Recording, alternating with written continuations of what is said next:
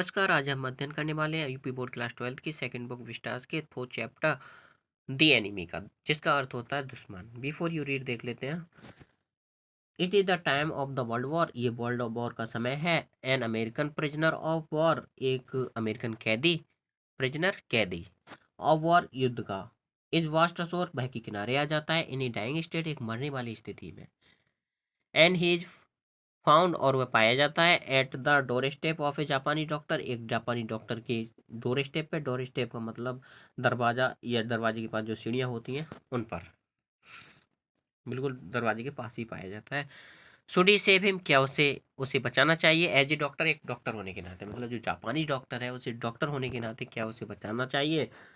और hand him over, या उसे सौंप देना चाहिए टू दी आर्मी, आर्मी को। एज ए पैट्रियोट, एक देशभक्त होने के नाते, या एक देशभक्त होने के नाते उसे आर्मी को सौंप देना चाहिए। Dr. Sadao Hoki's house was built on a spot of the Japanese coast where as a little boy he had often played. Doctor Sadao hockeys का घर, हॉकी में एपिस्ट्रोफी एस लगा है, इसका अर्थ होता है काकी के। तो डॉक्टर सदाओ हॉकी का घर वाज बिल्ट, बनाया गया था, ऑन ए स्पॉट, एक ऐसे स्पॉट पर, एक ऐसे स्थान पर, ऑफ द जापानीज कोस्ट, जापानी बंदरगाह के। Where as a little boy, जहाँ एक छोटे लड़के के रूप में, ही हैड ऑफन प्लेड, वह प्राय खेला करते थे। The low square stone house, कम ऊंचाई का वर्गाकार पत्थर से बना मकान। स्क्वायर वर्गाकार, स्टोन पत्थर, वर्गाकार पत्थर से बना मकान। बाज सेट, स्थित था, अपॉन द रॉक, चट्टान पर। बेल एबव नैरो बीच, एक संकीर्ण समुद्र तट के, एक संकीर्ण समुद्र तट के ऊपर चट्टान पर स्थित था। That was outlined with band pine trees, जिसकी बाहरी जो सीमा थी, आउटलाइन थी, उस पर पाइन के वृक्ष लगे हुए थे। पाइन के वृक्ष का मतलब पाइन के वृक्ष, देवदार के वृक्ष, और कैसे बेंट, झुके हुए थे। वह एक लड़के के रूप में सदाव हैड क्लाइम्ड, सदाव चढ़ जाता था, द पाइन, देवदार के वृक्षों पर, सदाव देवदार के वृक्षों पर चढ़ जाता था। Supporting himself on his bare feet, अपने नंगे पैरों के सहारे, बेयर फीट नंगे पैर, सपोर्टिंग सहारा देती हुई, मतलब नंगे पैरों का सहारा लेते हुए सदाओ देवदार के वृक्षों पर चढ़ जाता था। एज ई हैड सीन, जैसा उसने देखा था, मैन, मनुष्यों को डू करते हुए, इन द साउथ सी, दक्षिणी सागर में, जैसा उसने मनुष्यों को या पुरुषों को या लोगों को दक्षिणी सागर में करते हुए देखा था। When they climbed for coconut, जब वे कोकोनट के लिए पेड़ों पर चढ़ते थे। His father had taken him often to the islands of two seas, his father, उसके पिता, हैड ऑफन टेकन हिम, उसे प्राय ले जाया करते थे, टू दी आइलैंड्स, द्वीपों पर, ऑफ दो सीज, उन समुद्रों के, उसके पिता उन समुद्रों के द्वीपों पर उसे प्राय ले जाया करते थे। And never had he failed, वह कभी असफल नहीं होता था, टू से, कहने में, to the to the little brave boy, उस छोटे बहादुर लड़के से, मतलब उसके जो फादर थे, उसके जो पिता थे, वो उस छोटे बहादुर लड़के से कभी भी कहने में असफल नहीं होते थे। एट हिज साइड, मतलब उनके पास खड़े, कहने का मतलब उसके जो पिता थे सदाओ के, वो पास में खड़े बहादुर लड़के से कभी भी ये कहने में असफल नहीं होते थे, मतलब ये कहना कभी भी नहीं भूलते थे। और क्या कहना नहीं बोलते थे, दोज आइलैंड्स यॉन्डर, वो सामने वाले आइलैंड, आइलैंड द्वीप, they are the stepping stones to the future of Japan, वो क्या है, स्टेपिंग स्टोन्स हैं to the future of, to the future of Japan, Japan की भविष्य की, वो जापान के भविष्य की सीढ़ियां हैं। Where shall we step from them, हम वहां से कहाँ जाएंगे। Sadao had asked seriously, Sadao seriously पूछा करता था, या गंभीरता पूर्वक पूछा करता था। हु नोज, कौन जानता है। हिज फादर हैड आंसर्ड, उसके पिता उत्तर देते थे। Who can limit our future, who can limit, कौन लिमिट कर सकता है, कौन सीमित कर सकता है, आवर फ्यूचर, हमारे भविष्य को, हमारे भविष्य को कौन सीमित कर सकता है, सदाओ के पिता उत्तर देते थे। It depends on what we make it, it depend, ये निर्भर करता है, इट डिपेंड्स, ये निर्भर करता है, on what we make it, कि हम इसे क्या बनाते हैं, ये इस बात पर निर्भर करता है कि हम इसे क्या बनाते हैं। Sadao had taken this into his mind, Sadao had taken this into his mind, Sadao ने इस बात को अपने माइंड में बैठा लिया था।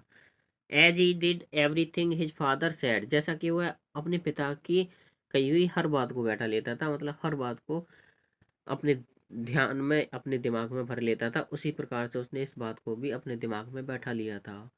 His father who never joked, उसके पिता जो कभी मजाक नहीं करते थे, और नेवर और प्लेड या खेला करते थे विद हिम, उसके साथ। उसके पिता जो कभी भी न तो उससे मजाक करते थे, ना ही उसके साथ कभी खेला करते थे, but who spent infinite pains upon him who was his only son, किंतु उन्होंने उसके लिए अनंत कष्ट उठाए थे, क्योंकि वह उनका इकलौता पुत्र था। सदाव न्यू, सदाव जानता था, दैट की his education was his father's chief concern, his education उसकी शिक्षा बाज थी, हिज फादर्स चीफ कंसर्न उनकी पिता का एकमात्र कंसर्न, एकमात्र चिंता। उसके पिता की एकमात्र चिंता क्या थी? उसकी शिक्षा। फॉर दिस रीजन, इसी कारण के लिए, ही हैड बीन सेंट, उसे भेजा गया था एट 22 टू अमेरिका, 22 वर्ष की आयु में अमेरिका। टू लर्न ऑल, उस सब कुछ सीखने के लिए, that could be learned of surgery and medicine, जो सर्जरी या मेडिसिन के बारे में सीखा जा सकता था, मतलब जो भी वह सीख सकता था सर्जरी या मेडिकल के बारे में, वह सीखने के लिए उसे अमेरिका भेजा था। He had come from he had come back, वह वापस आ चुका था एट 30, 30 वर्ष की आयु में, and before his father died, इससे पहले कि उसके पिता की मृत्यु होती, ही हैड सीन सदाव, वह सदाव को देख चुके थे, बीकम फेमस, प्रसिद्ध होते हुए, not only as a surgeon, न केवल एक सर्जन के रूप में, बट एज अ साइंटिस्ट, बल्कि एक साइंटिस्ट के रूप में भी। बिकॉज, क्योंकि he was perfecting A discovery, वह एक डिस्कवरी पे काम कर रहा था, which would render bounds entirely clean, जो घाव को पूर्ण रूप से साफ कर सकती थी, एंटायरली पूर्ण रूप से, बाउंड्स घाव। He had not been sent abroad, उसे विदेश नहीं भेजा गया था, ट्रूप्स विद द ट्रूप्स, सेना की टुकड़ी, ट्रूप मीन्स सेना की टुकड़ी, सेना की टुकड़ियों के साथ या सेना के साथ उसे विदेश नहीं भेजा गया था। आल्सो ही न्यू, वह भी जानता था, there was some slight danger, कि थोड़ा सा खतरा है, that the old general might need an operation, मतलब जो बूढ़ा जनरल है उसे कभी भी ऑपरेशन की आवश्यकता पड़ सकती है, फॉर अ कंडीशन, एक कंडीशन के लिए, for which he was now being treated medically, जिस कंडीशन के लिए उसका जो इलाज है वो मेडिकली किया जा रहा है, अर्थात दवाओं से किया जा रहा है, मतलब जो एक ओल्ड जनरल था जिसका इलाज मेडिकली, मतलब दवाओं के रूप में किया जा रहा था, और उसे कभी भी ऑपरेशन की जरूरत पड़ सकती थी, इस बात को वह जानता था। एंड फॉर दिस पॉसिबिलिटी, और इसी संभावना के लिए, सदाव was being kept in Japan, सदाव को जापान में रखा गया था, मतलब सदाव को विदेश नहीं जाने दिया गया था इसी कारण से।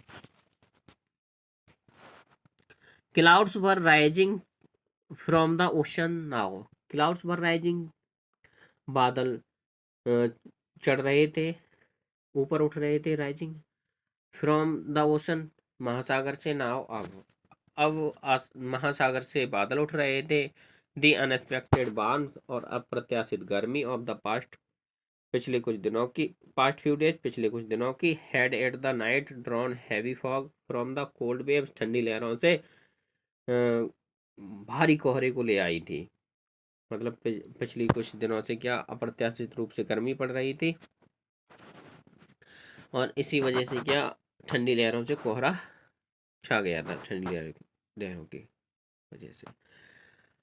सदाव vast mist had outlines of a little island near the shores, मतलब किनारे के पास में एक छोटा सा आइलैंड था, उसे धुंध में छिपते हुए, मतलब जो कोहरा था उसमें छिपते हुए देखा था सदाव ने, and then come creeping up the beach, फिर जो कोहरा था वो बीच तक, अर्थात समुद्र तट तक आ चुका था, बिलो द हाउस, घर के नीचे, रेदिंग अराउंड द फाइन्स, और देवदार के वृक्षों तक आ गया था, इन अ फ्यू मिनट्स, कुछ ही मिनटों में, fog would be wrapped about the house too, जो फॉग है वो मकान को भी अपनी गिरफ्त में ले लेगा, मतलब जो हाउस है उसको भी अपनी गिरफ्त में ले लेगा, मतलब मकान को भी कोहरा ढक लेगा।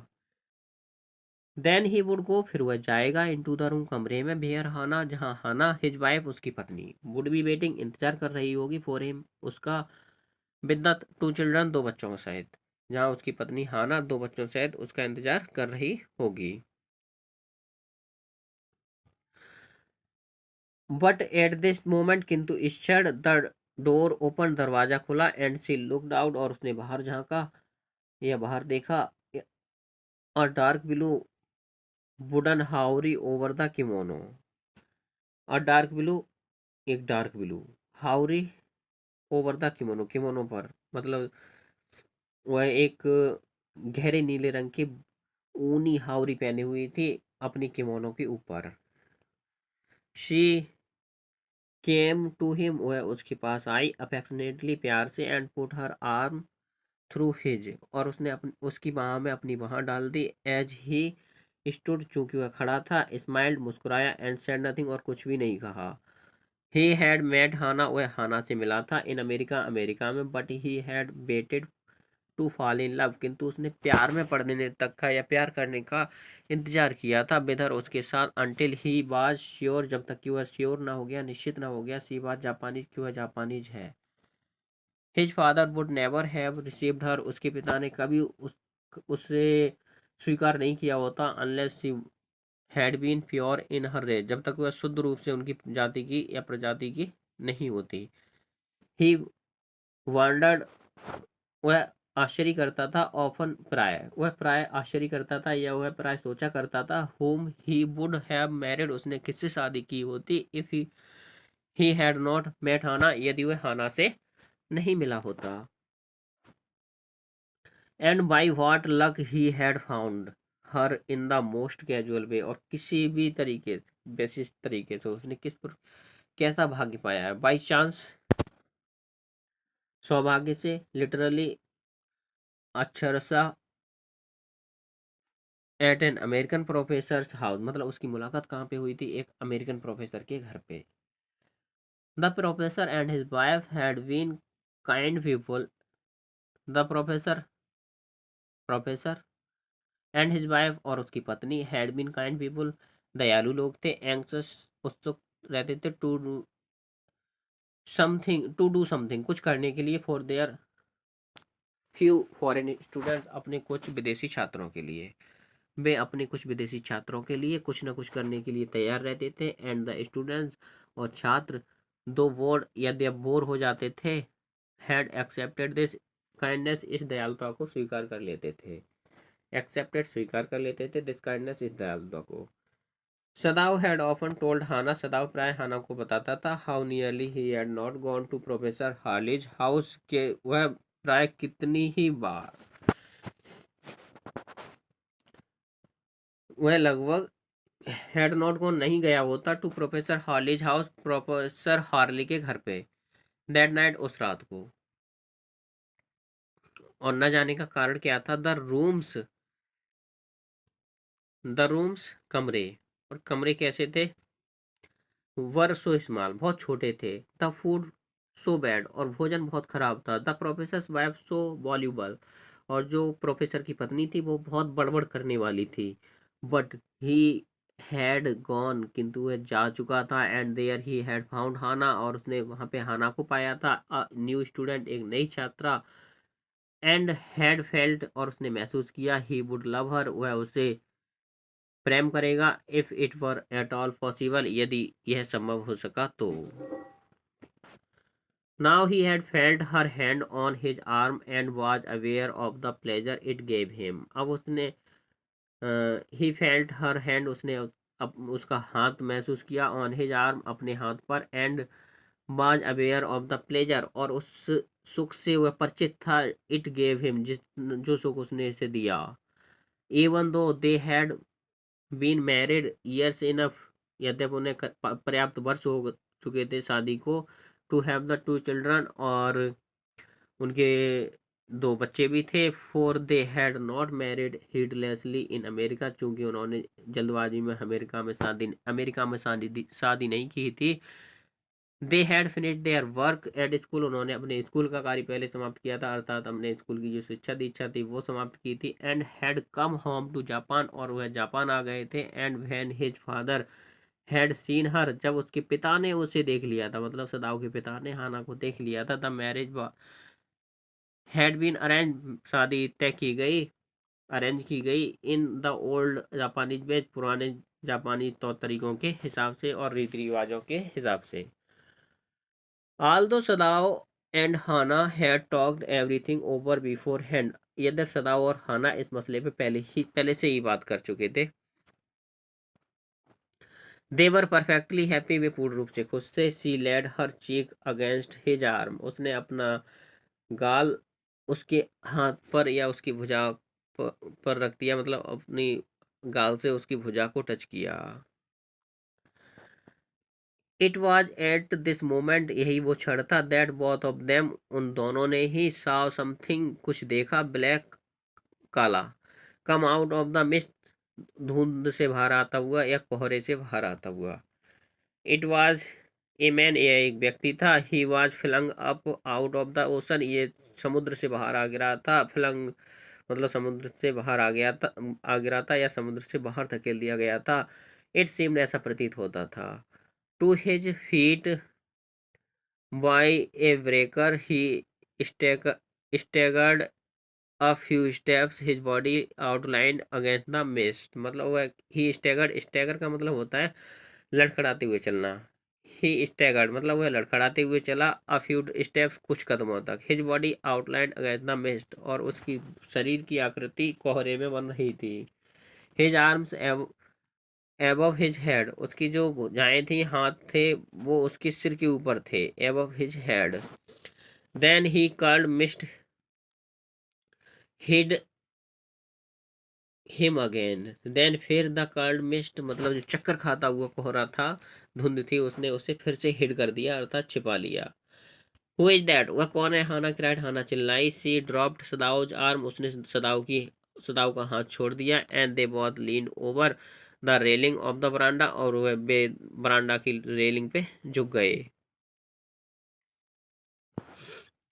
Now they saw him again, अब उन्होंने फिर से उसे देखा। The man was on his hands, the man व्यक्ति बाज था on his hands and knees crawling, अब जो व्यक्ति था अपने हाथों और घुटनों के बल, हैंड्स हाथ और नीज घुटने, घुटनों के बल क्राउलिंग कर रहा था, मतलब रेंग रहा था।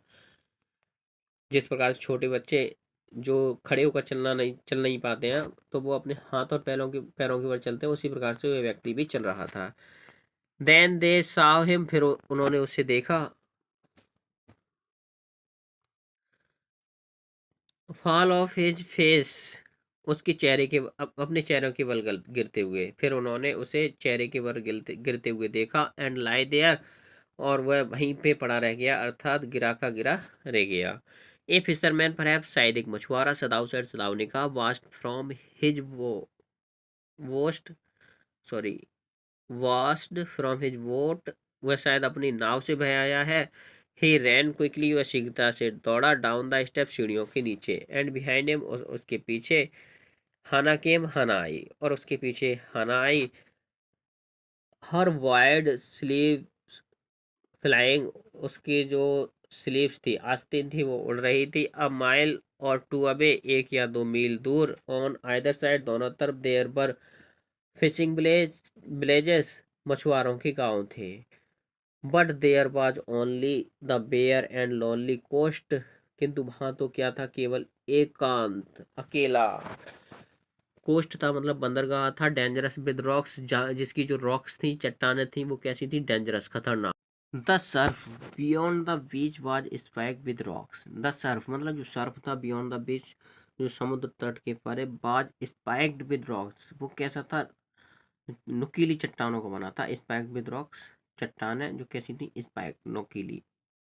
somehow the man had managed to come through them, somehow किसी भी तरीके से, the man had managed, उस व्यक्ति ने प्रबंध कर लिया था, to come through them, उनमें से निकल के आने का, मतलब वह जो व्यक्ति था किसी भी तरीके से वहां से निकल आया था। He must be badly torn, और वह पूरी तरीके से घायल होना चाहिए। दे सा, उन्होंने देखा, देम उनको, दे केम टुवर्ड्स हिम, वे उसकी तरफ आए।